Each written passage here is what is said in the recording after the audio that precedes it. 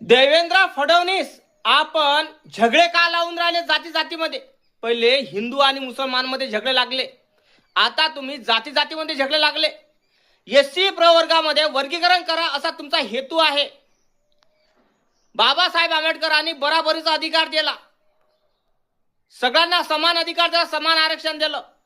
ज्याची जेवढी अवकात होती स्पर्धा परीक्षेमध्ये काम करण्याची बुद्धीची, ते अवकात तुम्हाला दिसूनच राहिली. म्हणून बौद्धाचे लेकर समोर गेले, बाकीचे लेकर मागं का राहिले? कारण त्यानं बाबासाहेब आंबेडकर स्वीकारला नाही. आणि आम्ही आरक्षणाच्या जोरावर आम्ही मोठो नाही झालो, हे लक्षात ठेवा. आम्ही बुद्धाच्या भरोश्यावर मोठो झालो. आम्हाला बाबासाहेबांनी बुद्ध दिला, त्या कारणामुळं. समजलं काय?